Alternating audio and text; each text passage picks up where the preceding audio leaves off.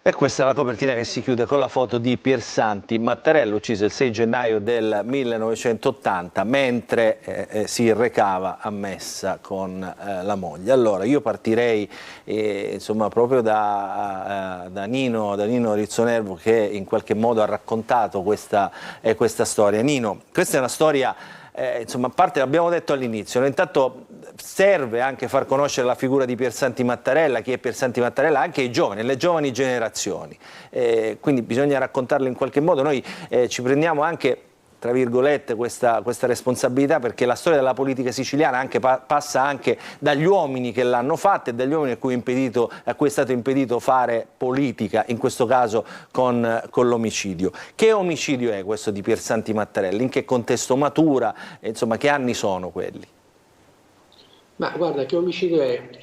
Non è facile dirlo, tant'è che ancora le indagini giudiziarie non hanno messo la parola fine al delitto Mattarella. Io non ho elementi diversi da quelli che hanno avuto sino ad ora gli altri colleghi giornalisti rispetto alle indagini. però ricordo un mio incontro col giudice Giovanni Falcone.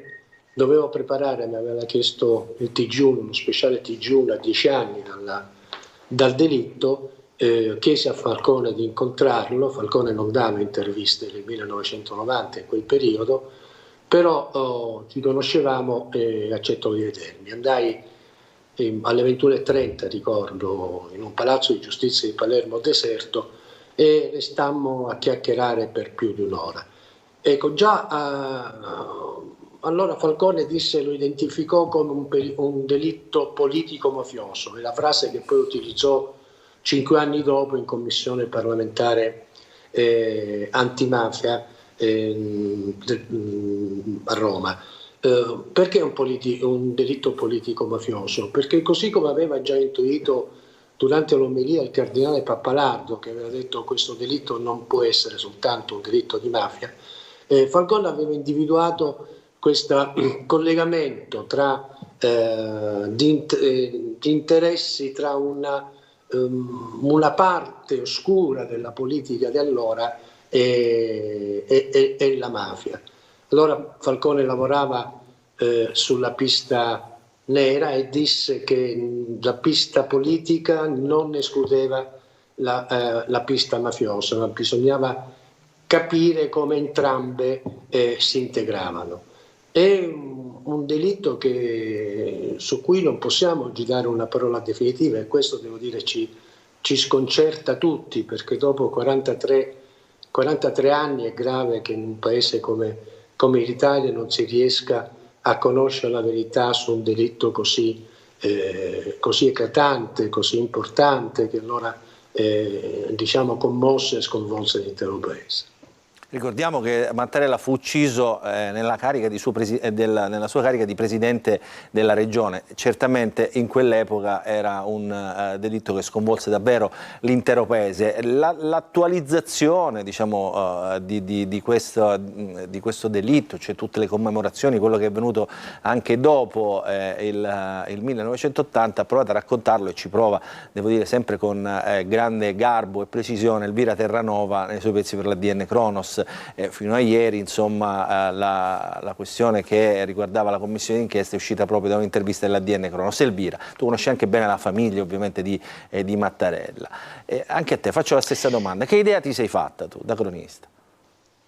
Ha detto benissimo il collega Nino Rizzonervo, perché effettivamente è incredibile che dopo 43 anni ancora non sia stata posta la parola fine su questa vicenda dal punto di vista giudiziario, perché sappiamo bene che sono stati condannati i mandanti, quindi il gota di Cosa Nostra, da Bernardo Provenzano, Pippo Calò, Torina ed altri mafiosi, però in realtà ancora non si conoscono i nomi dei sicari, dei killer che hanno ucciso il presidente Mattarella, ma anche i nomi dei mandanti esterni, perché anche se la moglie, la vedova Mattarella, durante una deposizione disse di essere certa nell'avere riconosciuto Giusva Fioravanti, appunto un esponente di quella pista nera di cui parlava il collega poco fa, aveva detto di aver riconosciuto negli occhi di ghiaccio Giusva Fioravanti, però in realtà sono stati assolti sia Fioravanti che Cavallini. E questo ha portato poi a quello che poi è successo successivamente, perché c'è stata l'assoluzione.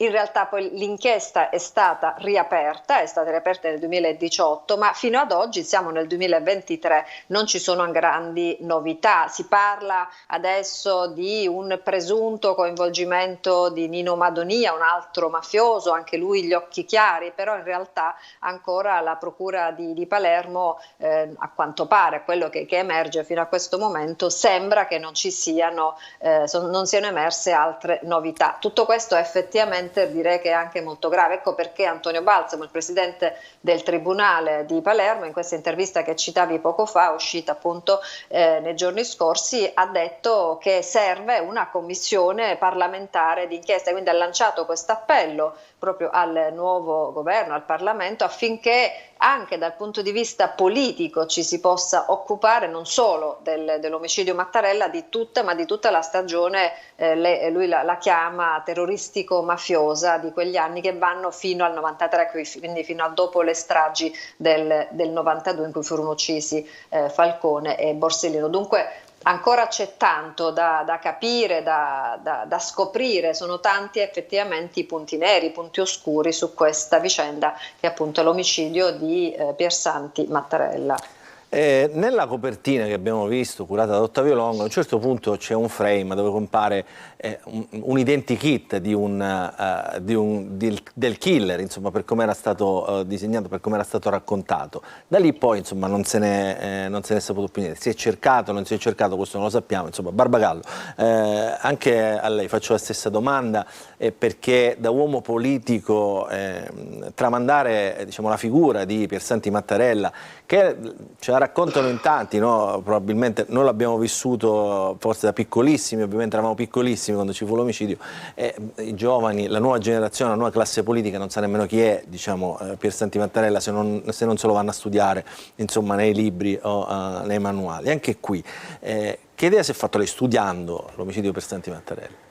Ma innanzitutto io credo che nel tempo in cui viviamo è di grande attualità la ricerca della verità, accertare la verità di quella stagione, dei fatti del delitto Mattarella è un tema che ci riportiamo e che la politica oggi a tutti i livelli ha il compito di approfondire. Quindi io credo che l'idea, che peraltro aleggiava da un po' di tempo, che è ribadita nell'intervista del Presidente Balsamo, di una commissione parlamentare d'inchiesta sia un'idea opportuna, anche perché la verità è di tutti, non è soltanto della parte giudiziaria, la verità è un bene patrimonio di tutti che va ricercata ad ogni costo, e quindi io credo che lo strumento della commissione parlamentare d'inchiesta, che per certi versi è più flessibile e dinamico rispetto ai meccanismi procedurali e della procedura penale, può essere utilissima. Noi, venendo alla sua domanda, in questo tempo ci siamo occupati molto dell'attualità del pensiero di Mattarella, anche di far conoscere alle giovani generazioni Mattarella amministratore, Mattarella parlamentare, perché tanto di quella stagione, delle riflessioni di Piersanti Mattarella ancora oggi sono particolarmente attuali. Dal tema che riguarda la burocrazia regionale, ad esempio Mattarella sin dal suo insediamento nel 1967 come parlamentare, sin dalla sua prima legislatura si batté molto per criteri di trasparenza, rotazione degli incarichi, che ancora oggi nei meandri della regione ahimè ritornano molto, così come il tema delle pratiche clientelari dei deputati regionali, che è un tema purtroppo di grande attualità. Mattarella pensava di risolvere questa questione come dire, ampliando i collegi elettorali per sprovincializzare un po' il legame che c'era tra i deputati regionali ed il territorio. Ancora l'eccessività di incarichi all'interno dell'Arse, della Giunta di Governo, una nuova distribuzione delle competenze della regione, tutti i temi che sin dagli anni 70 Mattarella ha trattato con grande energia sin dalla sua prima legislatura. Allora, io l'avete nominato in tanti, il Presidente del Tribunale di Palermo, Antonio Balsamo. Allora, l'abbiamo sentito noi qualche giorno fa, proprio il 6 gennaio, in occasione delle commemorazioni, 43esimo anno di commemorazioni per la morte di Piersanti Mattarella. Adesso qui poi io farei anche una parentesi, dedicherei una parentesi alla famiglia, perché davvero non oso immaginare come una famiglia di rigore come quella di Mattarella possa vivere 43 anni così, ancora con queste incertezze. Abbiamo intervistato, ce l'ha detto anche noi, questa idea, questo appello di una commissione parlamentare d'inchiesta. Sentiamo Balsamo, raccolto nell'intervista di Marco Culla. Io credo che i tempi possano essere maturi per una ricostruzione storica condivisa su questa drammatica stagione del terrorismo mafioso, una stagione che per fortuna appartiene al passato, ma che è comunque importante ricostruire in maniera completa, perché ci sono vaste zone d'ombra su cui sarebbe fondamentale fare piena luce. Ecco, questa potrebbe essere l'opera di una commissione parlamentare di inchiesta, che potrebbe andare oltre i limiti che sono connaturati al processo penale e potrebbe essere uno strumento importante per costruire una memoria condivisa, capace di fare luce su tutti gli aspetti rimasti ancora nell'ombra di una stagione nella quale sono caduti in Sicilia alcuni dei più importanti rappresentanti delle istituzioni, come Piersanti Mattarella, il presidente della regione che aveva saputo mutare la considerazione della Sicilia nel contesto europeo e internazionale, e che era riuscito ad opporsi con un coraggio straordinario ai disegni di Cosa Nostra proprio nel periodo più difficile. Allora Nino, io ritornerei per contestualizzare ancora questo periodo. Erano anni difficili, si veniva insomma dal periodo degli attentati terroristici, qualche anno prima era morto Aldo Moro. Insomma, quando tu hai fatto riferimento alle parole del Vescovo, forze occulte, è chiaro che contestualizzato questo messaggio intanto dava certamente una visione di grande attualità dell'allora Cardinale di Palermo Pappalardo, perché aveva capito, insomma aveva un quadro d'insieme, adesso un quadro d'insieme abbastanza ampio e importante, e quindi non si era discostato di molto dalla realtà, seppur nel 1980. Ma che cosa c'era in quel periodo? Cioè, diciamo, perché Mattarella era un obiettivo sensibile in quel momento? Ma guarda, noi stiamo parlando di 43 anni fa. Io ricordo, allora ero molto giovane, avevo cominciato da poco questa professione. E, ad esempio, nelle inaugurazioni degli anni giudiziari andavamo a contare quante volte appariva in quelle relazioni la parola mafia.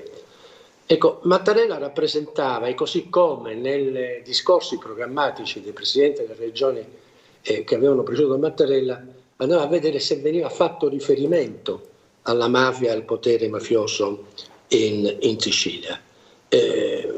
Mattarella, che non era un novizio della politica, perché l'aveva cominciato giovanissimo e l'aveva esercitata con una grandissima coerenza, ecco, tu dicevi farlo conoscere a giovani. Mattarella oggi si direbbe era un uomo, qualcuno direbbe un uomo del fare. Negli anni in cui fu assessore al bilancio, per la prima volta la Sicilia non presentò l'esercizio provvisorio del bilancio della regione, perché lavorava con competenza, con rigore ed era da un certo questo stesso punto di vista, per questa sua metodologia, un rivoluzionario. Perché Mattarella ha spaventato determinati ambienti, non secondo me, ma riferisco a quella chiacchierata fatta ad esempio con Falcone nel 1990, ambienti non soltanto siciliani? Perché in ogni sua azione, nei poco meno di 2 anni da Presidente della Regione, stava per cambiare il volto alla stessa Regione siciliana, con degli atti che allora, in quel contesto di cui ti dicevo prima, potevano apparire di grandissima rottura e, tra virgolette, rivoluzionaria. Ad esempio, quando fu ucciso Impastato, Mattarella andò a Cinisi e fece un discorso contro la mafia, lo strapotere e il potere mafioso e i legami tra potere mafioso e potere politico, che meravigliò fortemente, diciamo, gli amici dello stesso Impastato, che non avevano mai sentito fare un democristiano un discorso di quel genere. E quei provvedimenti che prese, che ha fatto cenno poco fa, l'onorevole Barbagallo, erano provvedimenti che avrebbero cambiato totalmente il modo di amministrare la politica in Sicilia.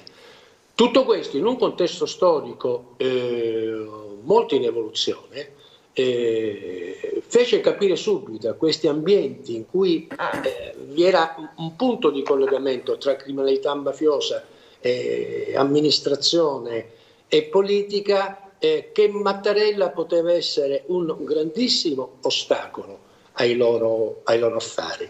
Mattarella lavorava per l'ammodernamento della Sicilia, questi altri ambienti lavoravano per la conservazione di un metodo di governo in Sicilia, e questo evidentemente portò alla morte di Mattarella. Si sarebbe potuto evitare? Non lo so. Certo, ci sono anche altre zone d'ombra in questa vicenda. C'è una zona d'ombra che si chiama Giulio Andreotti, ad esempio, e che forse e spesso non viene ricordato. Andreotti sapeva che la mafia aveva posto un problema a Mattarella, ma si guardò bene ad avvertire le istituzioni. Mattarella era senza scorta, quindi era completamente indifeso. Se forse Andreotti avesse avuto la coscienza di avvertire lo stesso Mattarella e le istituzioni di quanto era venuto a sapere, io non so se la storia sarebbe andata in un altro modo. Elvira, tu che conosci, lo dico anche Barbagallo, insomma, potete interagire se volete, voi che conoscete bene anche la famiglia di Mattarella, cosa raccontano nell'intimo? Dall'altro, lo dico a favore dei nostri telespettatori, la famiglia Mattarella non parla, non rilascia quasi mai delle dichiarazioni, mantiene sempre riservo su questa vicenda, insomma molto come dire, abbottonati in questo senso, quindi nel grande rispetto anche delle istituzioni. Ma diciamo, voi che conoscete la famiglia, come si vive una cosa del genere? Cioè, dopo 43 anni?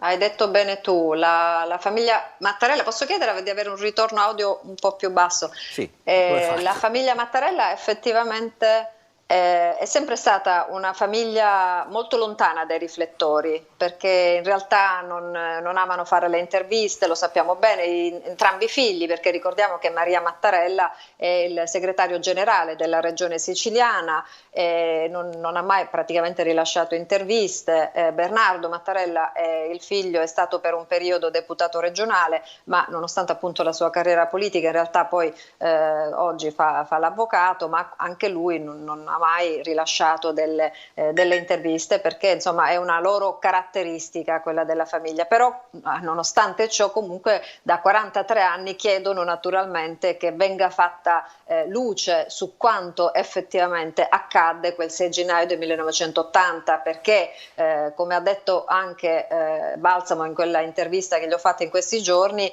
evidentemente a volte il processo penale non basta, perché ecco perché chiede aiuto, fa questo appello alla politica, perché a volte forse è necessario che anche la politica possa intervenire, perché loro naturalmente contano molto su questa nuova inchiesta avviata dalla Procura di Palermo, che peraltro viene coordinata direttamente dal procuratore capo Maurizio De Lucia, insieme con il procuratore aggiunto Marzia Sabella, e quindi adesso si cerca di capire che cosa accadrà, se effettivamente si punta sul coinvolgimento presunto di Madonia, di Nino Madonia, però è tutto da verificare, quindi devo dire che la famiglia naturalmente conta molto su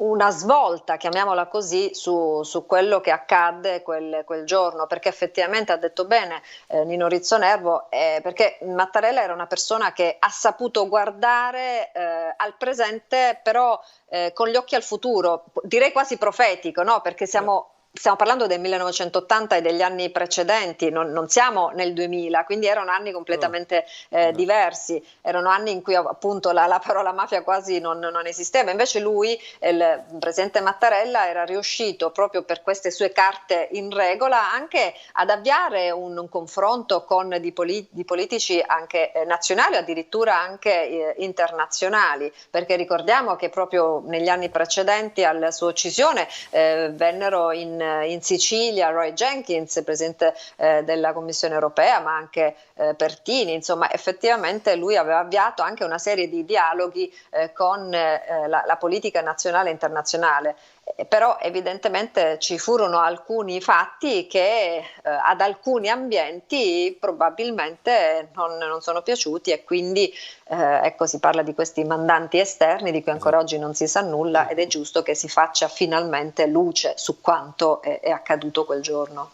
A proposito di famiglia, abbiamo sentito anche il presidente della CESI, la Conferenza Episcopale Siciliana, Monsignor Raspanti, che è vescovo di Cireale, ma che è di origini nella stessa zona, degli stessi comuni, diciamo, della famiglia Mattarella. Conosce bene la famiglia, allora anche abbiamo chiesto anche a lui, ricordo, perché dopo l'omicidio, lui era giovanissimo quando è successo l'omicidio Mattarella, era ancora un seminarista, però poi diciamo, la sua carriera, diciamo, ecclesiastica è cominciata subito dopo questo omicidio, tra l'altro proprio vicino, stando a fianco alla famiglia Mattarella. Abbiamo chiesto un ricordo, insomma, di tratteggiare un quadro di quegli anni anche a lui. Sentite, questa è l'intervista.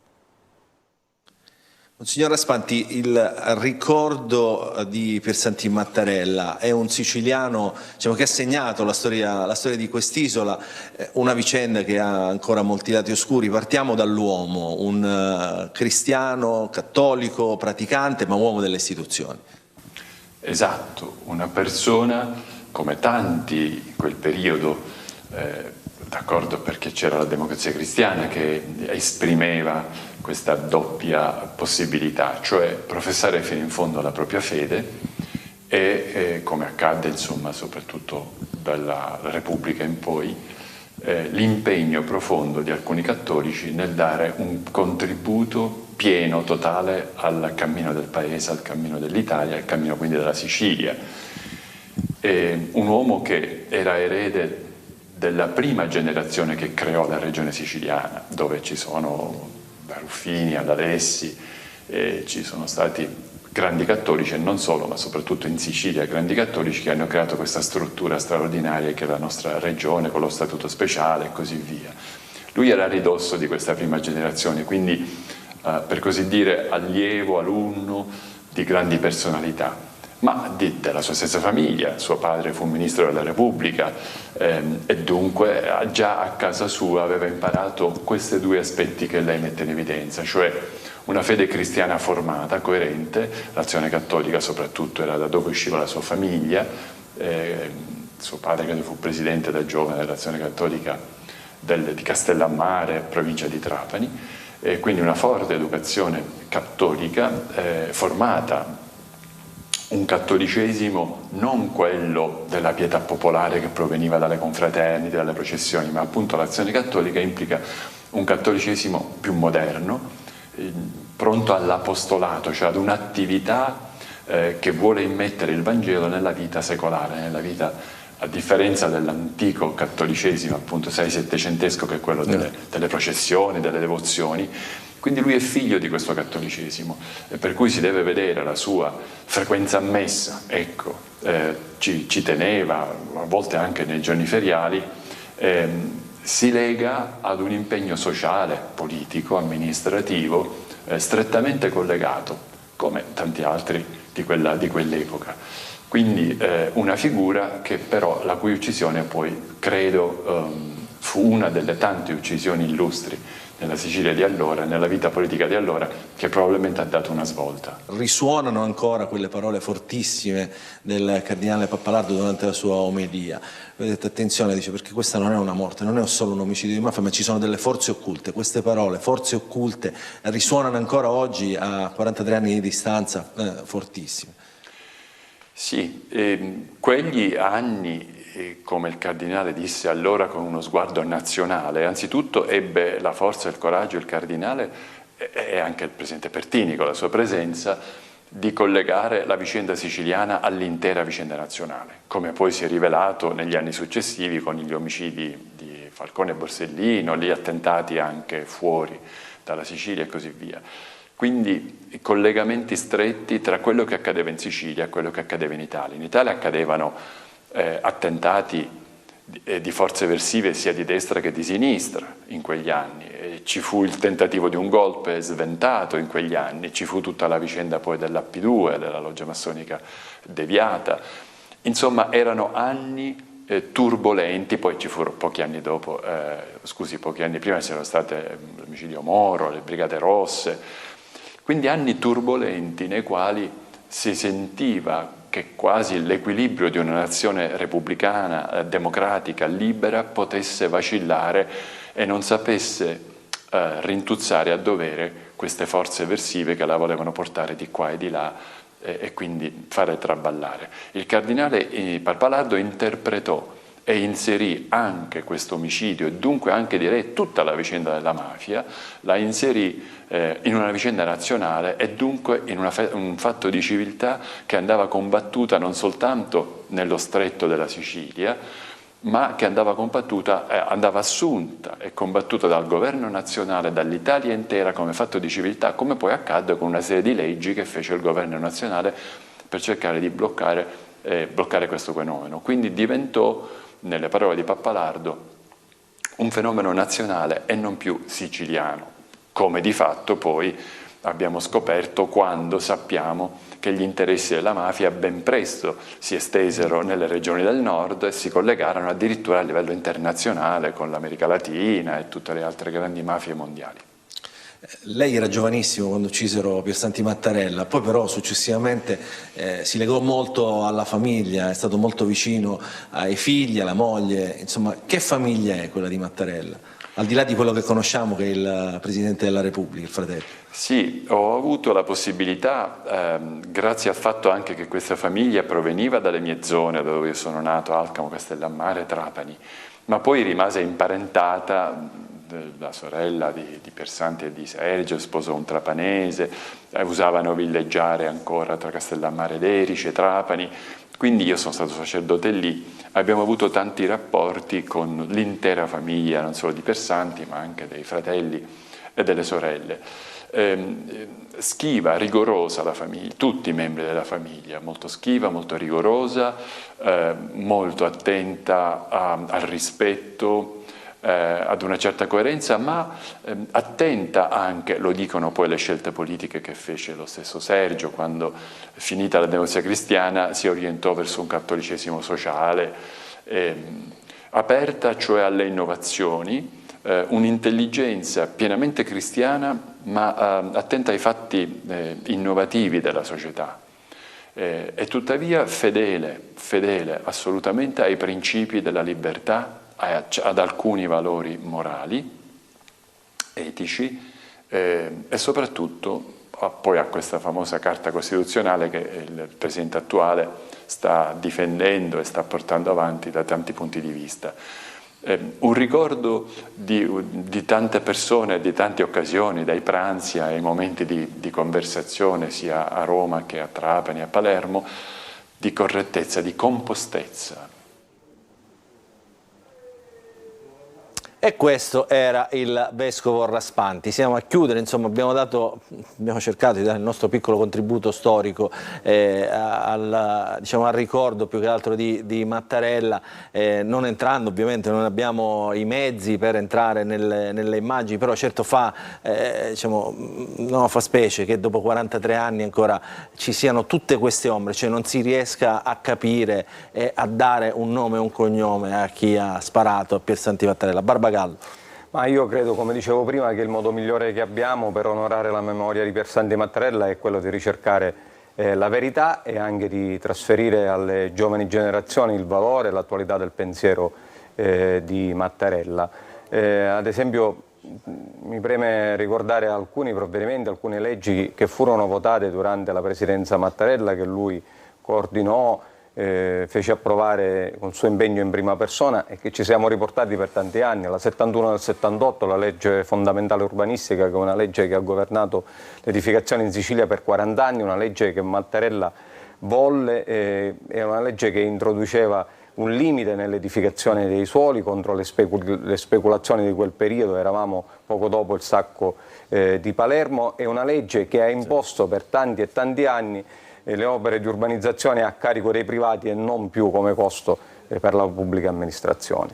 Era ancora la legge 76, quella per la tutela delle coste. La regione siciliana legiferò in anticipo rispetto al legislatore nazionale. 9 anni prima della legge Galasso introdusse un limite per l'edificazione nelle coste di 150 metri. Ed è ancora l'istituzione delle USL, dell'unità sanitaria locale, in anticipo anche rispetto a quello che fu la legge del Servizio Sanitario Nazionale del dicembre del 78, che fu la legge, per essere chiari, che introdusse per la prima volta nel sistema sanitario nazionale il medico condotto.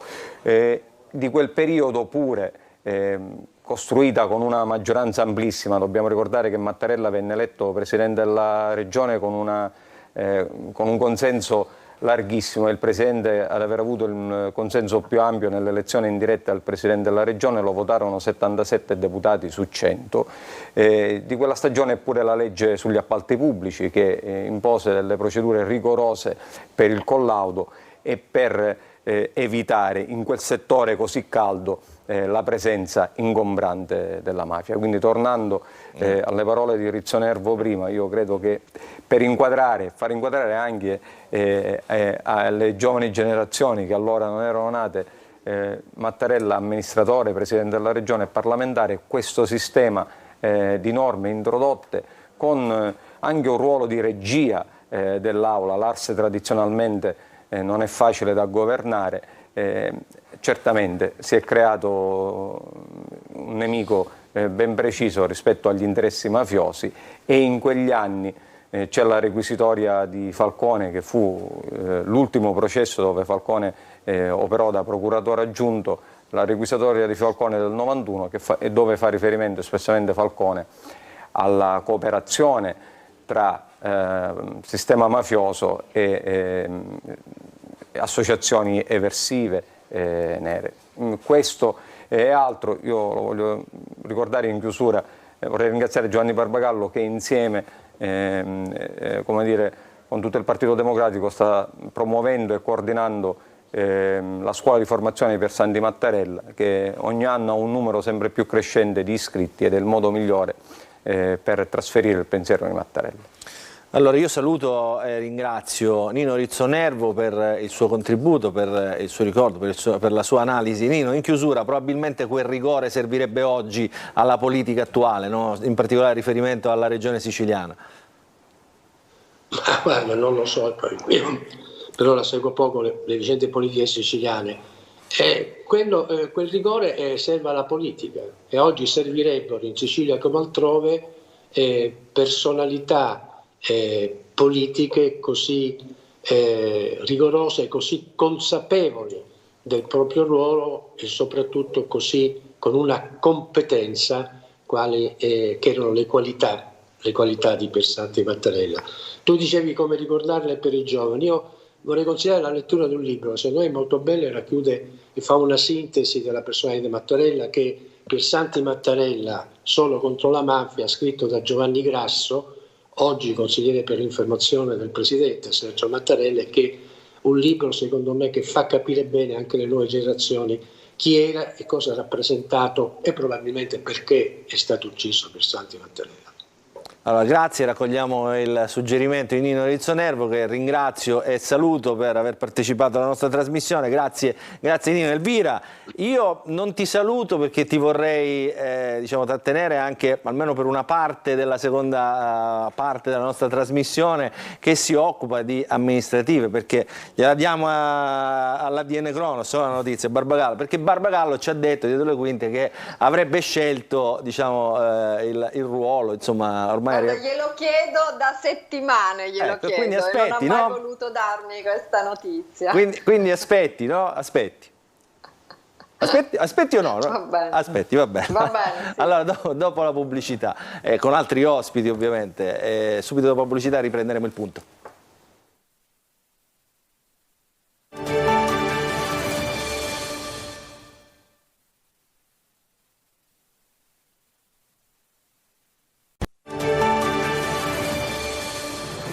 Rientriamo all'interno della nostra trasmissione del punto nella seconda parte, cambio di ospiti, cambio anche di argomento, adesso parleremo un po' di amministrative, di una tornata di amministrative che interesserà la Sicilia. Catania sarà il comune capoluogo più importante nel quale si voterà e già su Catania si sta discutendo, cominciano a circolare i primi nomi, una girandola di nomi, non si sa quanti possono essere e possono arrivare fino alla fine, quanti spariranno nel giro di poche settimane, serviranno solo per muovere le acque. È rimasto con noi l'onorevole Anthony Barbagallo del Partito Democratico, ci ha raggiunto Giancarlo Cancelleri, ex sottosegretario del Movimento 5 Stelle, attivista del Movimento 5 Stelle, Manlio Messina, vice capogruppo vicario alla Camera dei Deputati per Fratelli d'Italia, è rimasta con noi Elvira Terranova, la collega di ADN Cronos, è collegato da non si sa dove, perché insomma anche lui si è fatto poi, è rimasto in vacanza anche fino a dopo l'Epifania, fino ad oggi, Alessandro Porto. Dove sei?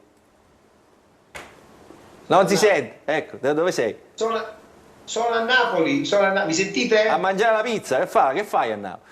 No, a Napoli, no, a scoprire nuove culture. Bravo, e soprattutto a cercare di avere qualche iniziativa da portare poi a Catania. Ah, ho capito, pensavo a cercare voti, visto che quelli che hai trovato qua non ti sono bastati. Va bene. E le europee non ci rientra la campagna. Per le europee non ci rientra. Allora, è tornato con noi dopo tanto tempo, è qui con noi in presenza, in studio, Totò Calì. E attenzione a tutti. Ciao Totò! Ciao e buonasera a tutti. Buonasera a tutti. Buonasera a tutti. Buonasera a tutti. Che disegnerà in estemporanea le sue vignette? Fai vedere che lo fai in tempo reale. Guarda, eccolo qua. No, falla vedere se sei collegato, ti abbiamo sistemato. Ecco qua. Già stavi cominciando a comporre con i tuoi personaggi. Guarda che bello. Ah, tutto in tempo reale, quindi attenzione a quello che dite. Entriamo subito, però prima un attimo, prima di entrare nel discorso Catania, l'avevamo promesso alla collega Elvira Terranova che poi deve scappare. Anthony Barbagallo è stato di parola, aveva detto quando deciderò che, diciamo, il ruolo su cui optare, cioè se fare il deputato alla Camera o fare il deputato alla Regione, verrò da voi, prima di dirlo a chiunque altro, verrò da voi alla trasmissione Il Punto e diciamo, darò a voi in esclusiva per quanto... Ma non è esclusiva perché c'è pure la Terranova che me l'ha chiesto da un sacco di mesi, quindi abbiamo... Quindi la stiamo dando all'ADN Cronos, attraverso Il Punto la stiamo dando all'ADN Cronos. Elvira, corretto, no? Beh sì, anche perché il giorno dell'insediamento ricordo che all'Assemblea regionale siciliana andai da Anthony Barbagallo, te lo ricorderà sicuramente, e gli ho detto, ma insomma hai deciso se optare per la Camera o per l'ARS, e lui ha detto sto ancora riflettendo perché è una decisione molto importante e quindi noi stiamo aspettando, finalmente vediamo cosa deciderà. Tra l'altro non è l'unico, perché anche Gianfranco Miccichè ancora non ha optato tra la Camera e il... Gianfranco Miccichè non ci ha detto che ci dava l'esclusiva, quindi insomma Barbagallo, insomma, ora ce lo faremo dire anche da lui, però intanto Barbagallo è stato di parola. Vabbè, io oggi Miccichè prossima settimana. Quando scade, diciamo, quando è la fine? Ma ancora penso, il termine credo che sia febbraio, comunque opterò per la Camera dei Deputati. Opterà, quindi sarà collega di Manlio Messina. Già è collega. Cioè, resterà questo collega solo di Manlio Messina. Quindi diciamo è meglio. E posso chiedere perché ha optato per la Camera? Ma non è stata una decisione mia, è stata una decisione condivisa con tutto il partito, in particolare la segreteria nazionale, e devo dire che un passaggio l'abbiamo fatto anche negli ultimi giorni con tanti circoli di questo territorio della Sicilia orientale. La scelta è in linea con quanto ha fatto il partito con altri segretari regionali, dal mio collega della Calabria, Irto, quello della Puglia, la Carra, la Bonafè della Toscana, Fina dell'Abruzzo, Astorre del Lazio, cioè la presenza che ha voluto costruire, la presenza parlamentare del Partito Democratico si è caratterizzata per una forte presenza dei segretari regionali e credo che in questo tempo, proprio perché questa è la linea del partito, cioè è giusto che venga assecondata. Devo dire c'è anche una sfida con me stesso, perché ovviamente devo dire che negli ultimi anni i deputati del Mezzogiorno e della Sicilia in particolare, i deputati nazionali, non hanno avuto una grande presenza sul territorio, quindi la sfida anche per i prossimi anni è quella di lavorare per avere una presenza vera, come tradizionalmente credo di aver fatto nella mia storia politica, nel territorio, e portare la voce in Parlamento della Sicilia insieme con gli altri deputati, che però i deputati nazionali eletti in Sicilia non siamo tantissimi, tra il taglio dei parlamentari e tante candidature catapultate da altre parti del paese o di big nazionali. Certamente io credo che sia un tema di grande attualità e per quel che mi riguarda anche particolarmente stimolante. Nel frattempo... Anthony Barbagallo sarà segretario regionale del PD? Che dice? Se resterà segretario regionale resterò del Partito segretario regionale del PD, come ho già detto, dopo le elezioni amministrative. Abbiamo una tornata amministrativa in Sicilia particolarmente delicata, con Catania in testa, ma anche Trapani, dove difendiamo l'amministrazione uscente, per non parlare di Siracusa e Ragusa. Quindi sarà una tornata particolarmente delicata. All'esito della tornata elettorale amministrativa, nel frattempo si insedierà il nuovo segretario nazionale, poi anche in Sicilia avvieremo una fase congressuale a partire dalla forma partito, dal modello di partito, a partire anche da un coinvolgimento vero delle giovani generazioni. Da troppi anni non facciamo il congresso nazionale e a cascata dei giovani democratici. Credo che un momento di mobilitazione, di confronto non possa prescindere da un protagonismo delle giovani generazioni. Allora, starà festeggiando anche a casa, ha sentito una notizia, evidentemente sappiamo che ci segue anche a questo punto, prossimo deputato regionale Ersilia Saverino. Quindi, facciamo congratulazioni anche a lei, tutto così, tutto in estemporanea, monopolio del punto, quindi tutto in diretta, visto, eccolo qua. Allora, entriamo invece nelle dinamiche. Elvira, contenta? È caduta pure la linea. È rimasta proprio così, stucco. frizzata, è rimasta di stucco Elvira Terranova. Allora, entriamo invece nelle dinamiche delle amministrative. Se non riusciamo a collegarla io la saluto. Allora Elvira Terranova, che ha aspettato fino a questo momento la notizia, quindi grazie Elvira Terranova dell'ADN Cronos, che ha preso da noi la notizia che batteranno sicuramente le agenzie. Entriamo, dicevo, in questa parte della puntata nelle amministrative. Insomma, Catania sarà il comune più importante nel quale si voterà, l'abbiamo detto, circolano già dei nomi, ovviamente i partiti sono già al lavoro per cercare, insomma, di muoversi anche, immagino, e adesso lo chiedo ai nostri ospiti, in relazione, diciamo, a una geografia nazionale più ampia, quindi decideranno poi alla fine sempre i leader dei principali partiti, su quale nome alla fine converge. Però, come abbiamo scritto, c'è in corso una girandola di nomi, quali veri, quali no, lo scopriremo con i nostri ospiti. Manlio Messina. Partiamo da Fratelli d'Italia, perché Fratelli d'Italia, insomma, è il partito che aveva espresso alle ultime amministrative il sindaco Gonsalvo Pogliese. Errato. Come no? No. Perché no? Non è di Fratelli d'Italia? No? Il sindaco ai tempi era di Forza Italia, quindi l'espressione del sindaco fu di Forza Italia. Quindi, poi sì, in corso d'opera passò con Fratelli d'Italia.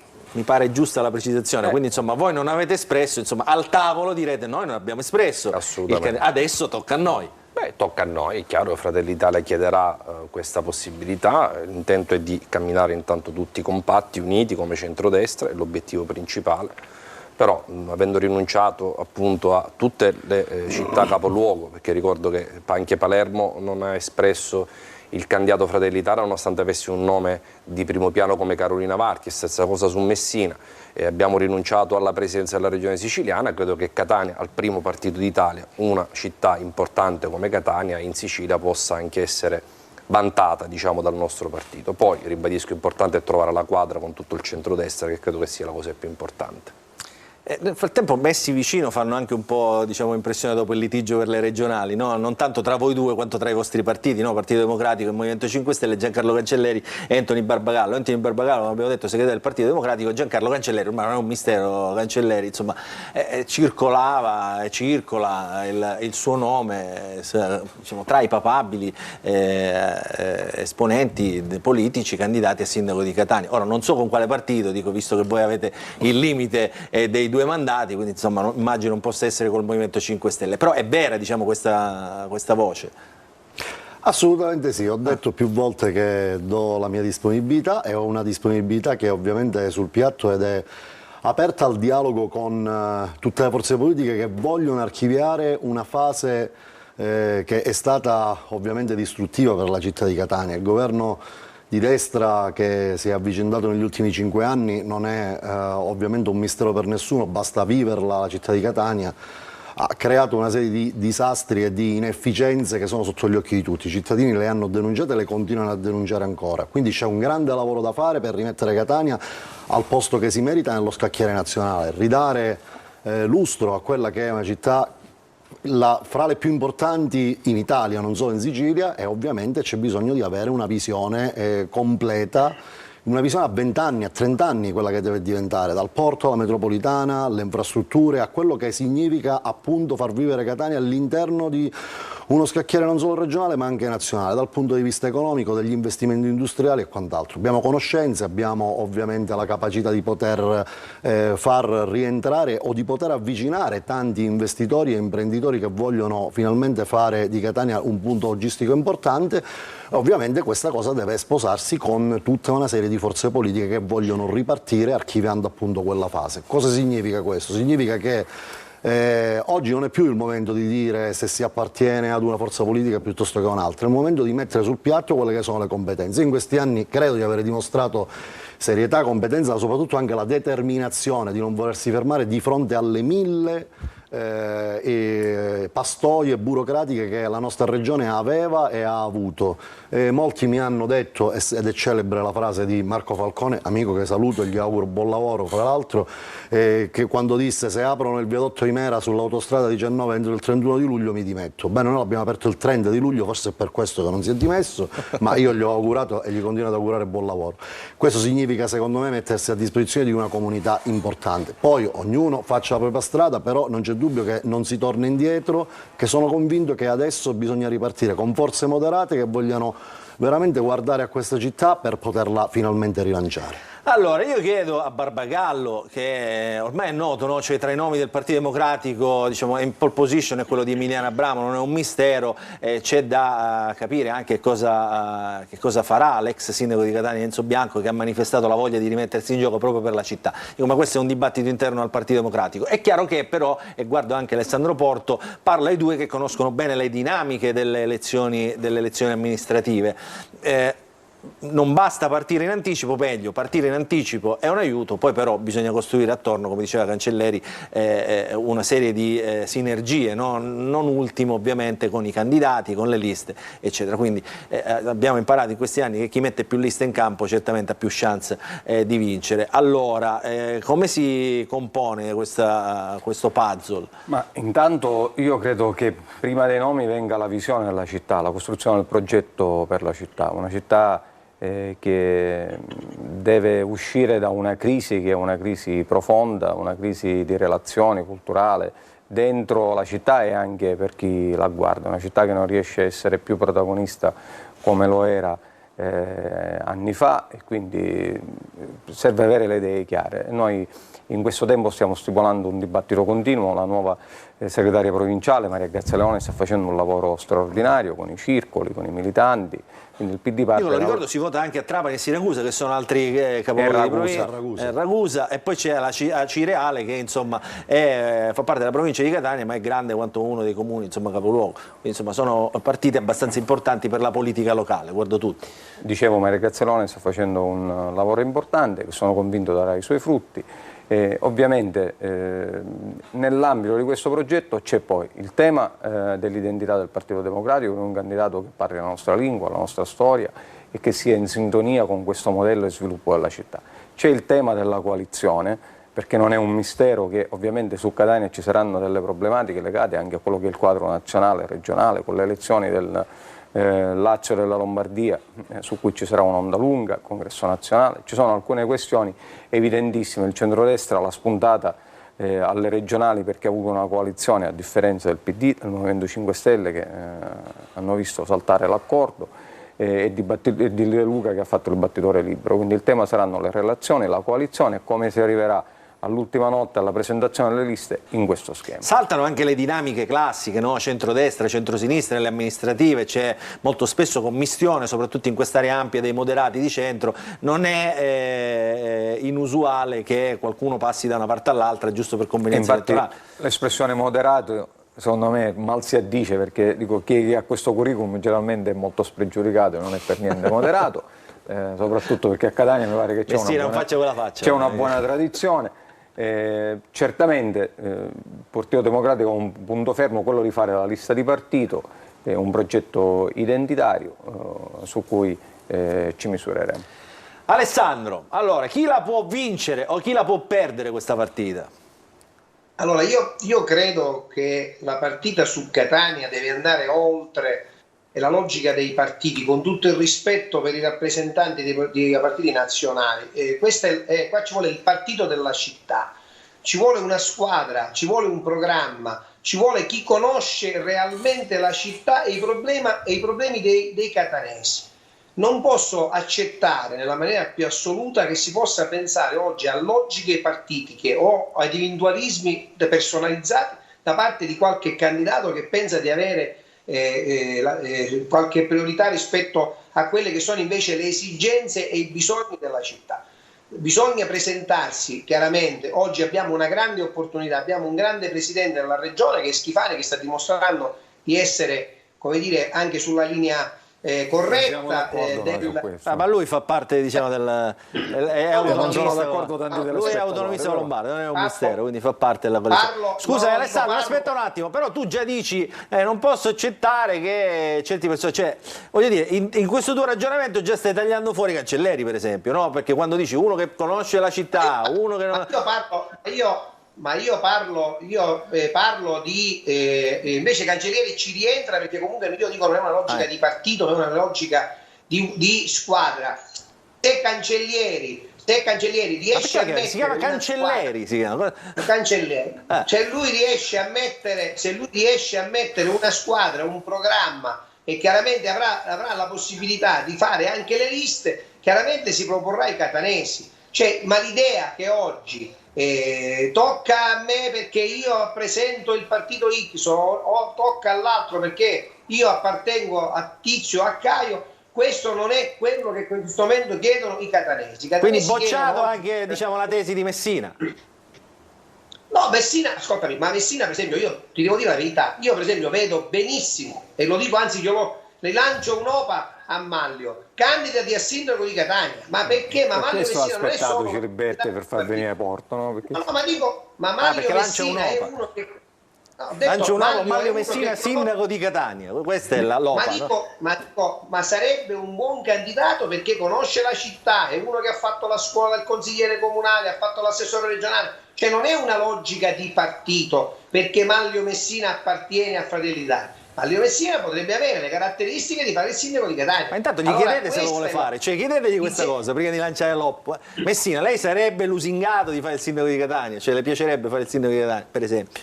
Ma dico, fare il sindaco della propria città è sempre una cosa che lusinga, ci mancherebbe, ma credo che essere stato eletto 3 mesi fa alla Camera e adesso proporsi per qualche altra cosa non credo che nemmeno sia corretto nei confronti degli elettori, quindi la scelta spetta, diversamente da quanto dice Alessandro, noi abbiamo un partito e soprattutto nei capoluoghi di provincia il presidente Meloni dice sempre la sua, quindi la scelta spetta sempre al presidente Meloni, ma io sono felice per ora dove sono e vorrei continuare a fare il mio lavoro alla Camera dei Deputati sostenendo il governo nazionale. Poi le vicende quindi locali, Messina ha detto no, cioè non ha fatto come Pogliese, mi piacerebbe se n'è andato, no. Cioè, questo è almeno così è. Poi se arriva Giorgia Meloni e dice Messina deve fare. La scelta di Pogliese è stata una scelta pure condivisibile, paradossalmente lui ha scelto di rinunciare a cose anche importanti per fare il sindaco della città, considerando anche che era stato eletto da europarlamentare già da diversi anni. Io sono stato eletto 3 mesi fa, mi sembra alquanto insomma, fategliela godere un po' questa poco serio, ecco, in questo senso. Poi ribadisco, io non dico di no a nulla. Però scusami, non è che tu comunque ti dimetti per andare a fare un sottogoverno, vai a rappresentare quella che è la 7ª città d'Italia, cioè non è che stiamo parlando di andare a ricoprire un ruolo diverso rispetto a quello per cui sei stato, cioè uno fa parte io comunque chiaramente poi ognuno ha le sue idee e i suoi progetti, però dico la scelta non può non essere che condivisa e soprattutto non ci può essere un candidato perché rappresenta qualcuno, ma deve esserci una squadra che pensa di poter conoscere la città e soprattutto su alcuni temi che, come ha detto, scusate se lo sottolineo, il buon Raffaele Lombardo, dove chi chiaramente avrà il coraggio di affrontare temi come il PUA, come il piano parcheggi, come il corso Martiri della Libertà, il piano regolatore, cioè chiunque presenti e comunque dichiari cosa voglia fare su questi temi. Però non ha tutti i torti, cioè non hai torti. Cioè, questi problemi sono rimasti. Manlio Messina, parlo all'ex consigliere comunale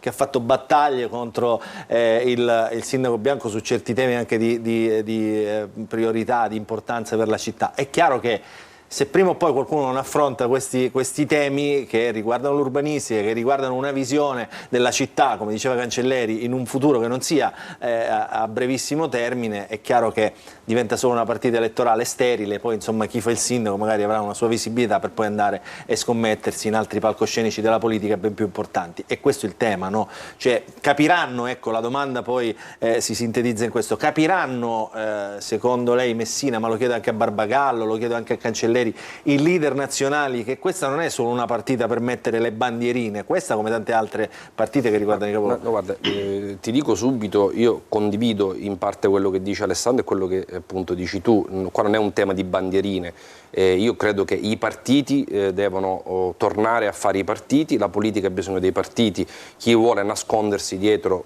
cose civiche piuttosto che alleanze alquanto improbabili, ecco, questo secondo noi è un sistema che finora abbiamo visto e non ha funzionato. Credo che debbano tornare i partiti a fare la propria parte, a fare quello per cui sono chiamati.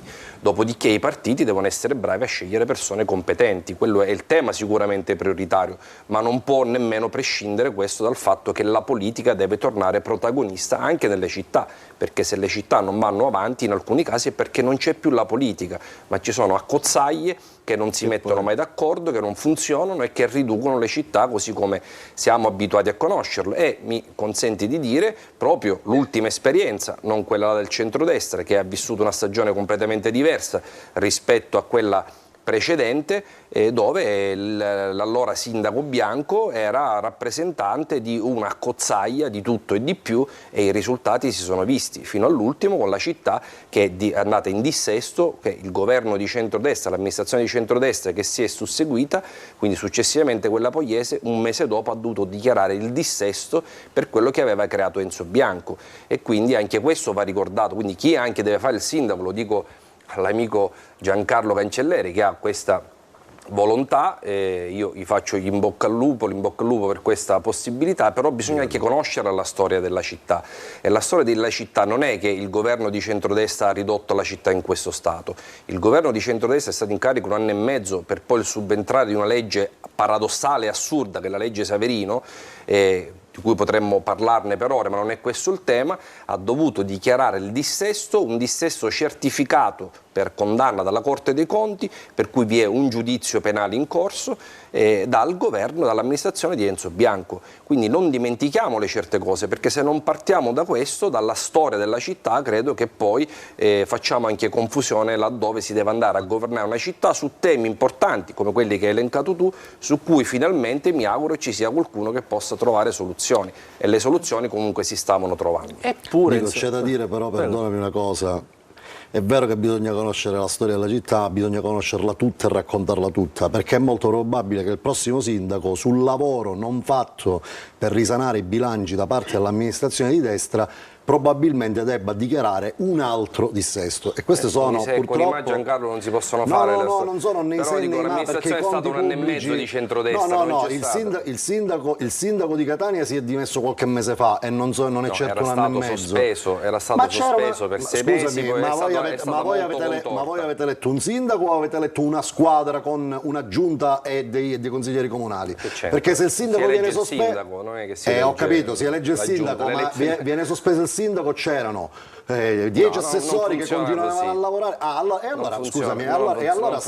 E allora dilla tutta che dovevate dimettervi molto tempo prima e lasciare la città finalmente libera di poter scegliere una nuova amministrazione. Non mi puoi venire a dire che è stato sospeso dopo 1 anno e mezzo. Non siamo noi che lo diciamo, ma ho è la legge capito, che avete approvato pure voi. Ma siete rimasti in carica con un sindaco sospeso. Ma lo dice la legge. Ho capito, ma siete rimasti in carica. Ma lo dice la legge, non siamo noi che siamo rimasti in carica, la legge lascia in carica l'amministrazione. Quello che ti sto dicendo è non raccontare ai cittadini che a causa di una legge che voi dite sbagliata è stato sospeso un sindaco e siete stati impotenti rispetto a quello che dovevate fare, perché gli assessori hanno continuato a lavorare e potevano intervenire, soprattutto quello al bilancio poteva intervenire. Se sei stato dentro le amministrazioni locali, tu sai meglio di me che non puoi gestire una città senza un sindaco. E allora si sono intascati uno stipendio che praticamente era inutile, e hanno aggravato le finanze delle casse comunali. Queste cose stiamo dicendo. Scusa, ma poi voi dei 5 Stelle la buttate sempre sul dato economico. No, ma non è una questione di dato economico. C'è una legge che dice cosa devono fare gli assessori in carica. Lo dice la legge che avete approvato voi, quindi di che state parlando? La legge dice che se il sindaco viene sospeso rimane in carica la giunta. Ma una giunta che è il vice sindaco, che non è quello eletto dal popolo, perché il popolo elegge il sindaco, non elegge né la giunta né il vice sindaco, elegge il sindaco. E quindi di che stiamo parlando? allora dovevate dimettervi molto tempo Ma lo dice prima. la legge che non bisogna dimettersi, non è che lo dico io, Ho lo capito, dice, ma non lo mi dice potete legge, dire che non facevate una avete potuto legge, agire ma perché perché non non avete potevate fatto una farlo, ma legge come? dove dite se il sindaco viene condannato in primo grado si deve dimettere e nessuno può andare più avanti. Avete Ma non fatto una veni- legge dove si dice Ma che la per mantenere sospensione del l'amministrazione... sindaco non impedisce a chi rimane in carica ed è facente funzione di continuare a fare il lavoro che si dovrebbe fare per infatti risanare i conti pubblici. è stato fatto, non l'avete fatto. Ma che dici? Non Ma l'avete perché fatto sei- perché i conti non sono stati risanati Ma e che ne Catania sai tu? purtroppo Ma che ne ha sai? un bilancio con colabrodo. Come che ne sai? Dici? Ma il bilancio, ma vedi che non conosci le cose. I bilanci sono pubblici, il bilancio I bilanci sono pubblici. Ma non può essere un colabrodo. Se il bilancio è un colabrodo, l'amministrazione decade subito perché c'è il piano di riequilibrio e il piano di riequilibrio viene certificato ogni anno dal Ministero. Fino a ieri eravate voi al governo perché avete certificato il bilancio del Comune di Catania. Se l'avete certificato vuol dire che è a posto. Di che stai parlando? Ma non avete avviato il risanamento. Ma il risanamento è previsto nel piano di riequilibrio che approva il Ministero, di cui tu eri sottosegretario e ministro. Di che stai parlando? L'avete approvato voi quel piano di riequilibrio. Ma non ha importanza, è il tuo governo. E ogni anno il Ministero fa l'ispezione e approva o non approva il bilancio di riequilibrio di un comune. Ogni anno il comune in dissesto ha approvato il Ministero il suo bilancio, quindi di quale bilancio colabrodo parli? Li approvava anche prima. Dai, non dobbiamo fare demagogia su certe cose. Ma questa non è demagogia, questa è la realtà. Ma realtà di chi è la realtà? Eccomi. L'unica realtà è che il bilancio è il dissesto su condanna della Corte dei Conti per l'amministrazione in bianco. Sono pronto. Questo è vero, ma è anche vero che non è stato riavviato il risanamento. C'è Totò che ci chiama. Pronto, vai. Totò. Iniziamo bene queste comunali. Te l'ho detto, Ti quindi devi vai. mettere l'armatura. Un pochettino È scoppiettanti caschetto, dovranno essere, no? È così, è importante, la partita è Allora. importante. Vai, che c'hai? Vediamo un paio di vignette. Fatti adesso, vai. Allora, questo sarà uno slogan che si sentirà spesso. Scendo in campo perché amo Catania. Pensa, potresti rimanere a casa per lo stesso motivo. Quindi, applicabile a tutti, diciamo. Non è male. Certo. E abbiamo un'altra. Nel tempo entreremo nello specifico dei candidati Ecco. che si presentano. Adesso andiamo sul generale. Ce n'è un'altra? Eccolo qua. Ecco. Catania aspetta delle risposte. E allora imparasse a fare le domande giuste. Anche là, questi sono i cittadini. Io immagino tra un po' andremo a vedere alla fiera, nei mercatini rionali, insomma. quello che Litigate diranno. un altro po' e poi mi chiami. Vai, va bene, allora andiamo in pubblicità e poi ti chiamo dopo.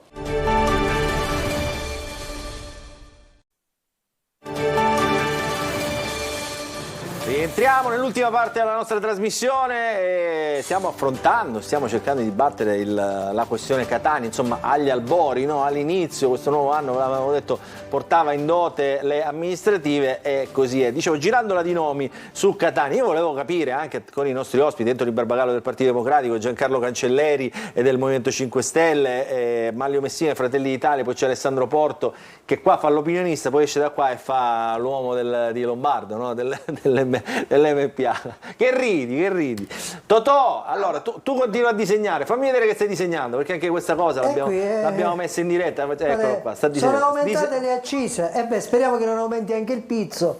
Ma questa è cattiva, questa è anche, diciamo così, un po' amara, così come deve essere la satira. Dicevo, questi nomi che circolano, insomma, in primissima battuta, Messina, per esempio, Fratelli d'Italia circola il nome di Sergio Parisi, anche quello di Pippo Arcidiacono, sono due ex assessori della giunta Pogliese. Lei che ci dice? Dico senza... No, ma dico, Fratelli d'Italia ha tanti nomi che può mettere in campo, persone che hanno grande esperienza, persone che hanno capacità amministrative, che lo hanno dimostrato sul campo, persone per bene, persone di Fratelli d'Italia, quindi poi ci sarà un confronto ovviamente interno, prima al nostro partito, poi ribadisco all'interno della coalizione, non manca il nome preparato e che possa fare bene, bisogna trovare una quadra soprattutto su un programma elettorale che deve vedere davvero un rilancio della città sotto tanti aspetti. Alcune cose, le ricordavamo prima, sono inchiodate da troppo tempo e vanno assolutamente sciolte per rilanciare la città anche dal punto di vista economico.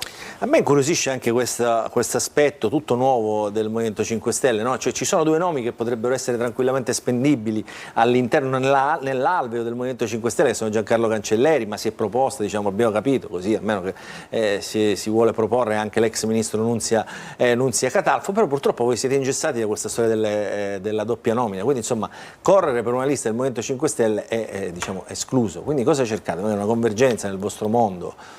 Beh, io ho parlato chiaramente poco fa, ho detto che sono libero, non ho incarichi né all'interno organizzativi, all'interno del movimento, né tantomeno elettorali o no, elettivi. ma sai perché glielo chiedo Cancelleri? Perché poi si rischia di fare come quello che fa il cambiacasacca, in realtà poi non è così, cioè, no? Ma allora, credo che un partito che ho contribuito a fondare più di 10 anni fa, un partito che ho rappresentato, per cui chiaramente ho lavorato anche per fargli raggiungere determinati traguardi, insieme ovviamente alla grande fatica, al grande lavoro di tante altre persone, poi alla fine comunque ti ritrovi a non rappresentarlo in nessuna sede. Io penso di poter ancora raccontare una storia, la voglio raccontare qui nella città di Catania, quindi come dire, mi sono messo a disposizione. Mi metto a disposizione, torno a ripetere, per chiunque voglia condividere una visione a 20 anni, a 30 anni di questa città che vada in una direzione di sostenibilità, una direzione che voglia affrontare i temi e lo faccia immediatamente per risolvere le tante questioni, a partire dalla raccolta dei rifiuti, che è assolutamente insostenibile fatta in questo modo, perché neanche veramente nei villaggi africani si lasciano ancora i sacchetti fuori dai portoni, né tantomeno ad arrivare fino alla viabilità, le tante questioni che ci sono che riguardano sia le infrastrutture e quant'altro. Stamattina leggevo proprio sul vostro giornale che c'è un convegno organizzato dal commissario straordinario al Comune di Catania, che non capisco a quale titolo organizzi certo tipo di convegni, dove quale futuro per la metropolitana, pensando una regionalizzazione della linea FCE, un insulto a questa città secondo me, perché in questo momento la gestione del governo nazionale garantisce fondi, garantisce efficacia, ma soprattutto garantisce qualità degli interventi. Regionalizzarla, andarla a mettere fra le partecipate del comune, in un comune che ovviamente non gode di ottima salute, significa ammazzare completamente quella che è lo sviluppo futuro di una linea di trasporto che è fondamentale per questa città e lo diventerà ancora di più nei prossimi anni. Quindi sono tutti questi, secondo me, gli argomenti che si devono trattare, insieme alle non più rinviabili questioni che riguardano il piano regolatore, tutta una serie di piani che appunto sono quelli che devono restituire alla città, diciamo, quello che è la sua posizione nello scacchiere nazionale. Questo come lo vogliamo fare? Lo dobbiamo fare con un programma, lo dobbiamo fare con una visione a 20 anni, lo dobbiamo fare con delle forze politiche che vogliono affrontare con serietà e con coraggio e con determinazione tutto questo. Poi io ho detto che sono disponibile, chiunque ci sia a essere disponibile, poi ci confronteremo e tutti insieme decideremo. Certo, se oggi ci fosse la forza politica che dice noi vogliamo fare una coalizione però già abbiamo il candidato sindaco, perdonami, ma mi sembra poco cortese nei confronti di chi vuole condividere determinate questioni. Quindi io penso che se oggi si deve parlare... Facciamo finta di parlarne, quantomeno. No, però dicevo, Barbagallo, ora dico, in questo contesto abbiamo visto come funziona e come è andata con i sindaci, espressione di certe aree, di certe coalizioni, abbiamo visto come è andata nel tempo, insomma. Non è che la proposta di Cancelleri, che ne so, l'occhio, diciamo, mi passi il termine, Cancelleri, straniero, cioè fuori dalle dinamiche, dalle clientele in qualche modo della città, potrebbe essere un valore aggiunto, così come dall'altro lato non potrebbe essere un valore aggiunto chi magari in questa città ha lavorato sotto traccia, mi riferisco agli assessori uscenti e Guardo Manlio Messina in questo caso, potrebbero essere entrambi dei valori aggiunti per una città che insomma deve uscire un po' diciamo, da una certa impasse causata anche dai problemi, insomma, derivate prima dalla questione del dissesto, poi insomma dalla sospensione del sindaco, eccetera. Allora, io rispetto di tutte le candidature, chi mi conosce lo sa, quindi anzi più candidature vengono, più è garantito il confronto, il dibattito e l'esercizio di democrazia. Io credo che in questa elezione di Catania dobbiamo avere chiari alcune questioni che spesso nella politica dimentichiamo. Innanzitutto, a legislazione vigente il sindaco di Catania che andremo a eleggere sarà anche sindaco metropolitano e non è un argomento indifferente, cioè il sindaco all'indomani avrà il peso dell'intera provincia, quindi perché assorbe i 2 ruoli di sindaco della città di Catania e del vecchio presidente della provincia. Tra i temi che sono stati accennati in queste settimane, non ultimo anche stasera, ce n'è uno che però è stato trascurato ed è quello dello spessore e la qualità della classe dirigente. Io credo che è un altro argomento che non è più differibile in questo tempo così difficile, con tutte le problematiche che ha la città di Catania, questioni irrisolte, questioni non affrontate. Serve una squadra di governo, non serve l'uomo solo al comando e serve una squadra di livello degna di una delle città più prestigiose del Mediterraneo e d'Europa. E devo dire che l'aria che si respira al Comune in questi anni non è certamente, sia in Consiglio che in Giunta, di gente di ceto politico all'altezza della sfida che a Catania, ad esempio, se paragonate con quelle degli anni 80 e 90. C'è poi il tema delle grandi questioni. Noi abbiamo a cuore il tema, ad esempio, della mobilità sostenibile, del piano urbano della mobilità sostenibile, della gestione anche dell'afflusso quotidiano verso la città di Catania. Ogni giorno lasciamo decine di migliaia di macchine che entrano e escono alla città di Catania senza una gestione ordinata, in una città che comunque, al di là delle responsabilità che ognuno dei partiti generalmente attribuisce agli altri, con poca autocritica, però c'è un tema vero, cioè quella che delle casse del Comune, al di là del dissesto o non dissesto, non ci sono soldi, quindi chiunque andrà a amministrare dovrà fare la canna del gas, con una situazione difficile. Quindi però io si può spero anche che lavorare bene in qualche il dibattito nelle prossime settimane, anche con un'onestà diffusa dei partiti, si concentri su questi temi, perché veramente la situazione è grave e ne usciamo con uno sforzo collettivo e una classe dirigente fresca, nuova, all'altezza dei compiti che ha la città di Catania. Allora ci fermiamo, ultima pausa pubblicitaria, poi andiamo a chiudere solo per i saluti.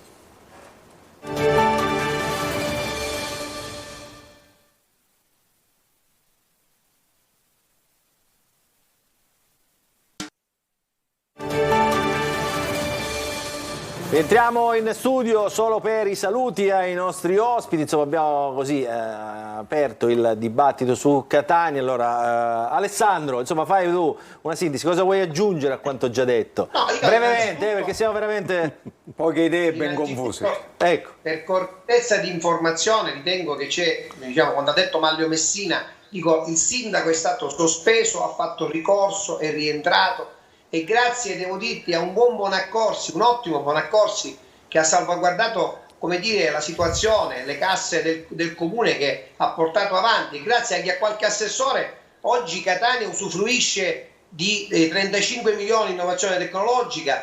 Parisi oggi, grazie al lavoro di Parisi, oggi è partito il lavoro di Piazza Europa, grazie a qualche altro assessore si è fatta qualche altra opera, quindi comunque il lavoro è stato fatto, magari si poteva fare di più, ma era una scelta di Bonaccorsi di non voler fare il sindaco, ma di voler, come dire, aspettare che poi gli esseri rientrasse. Senti Alessandro, lo vorresti fare tu il sindaco di Catania? Se te lo chiede a te, Lombardo, che gli dici?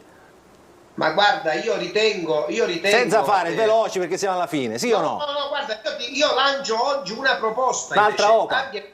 No, ma perché no. Per quanto è stato detto a questo tavolo, ritengo che sia la cosa più corretta, anche perché una volta per tutte si toglie ogni dubbio. Ogni partito deve, secondo me, dare i 2 o 3 nomi che ritengono che siano più all'altezza.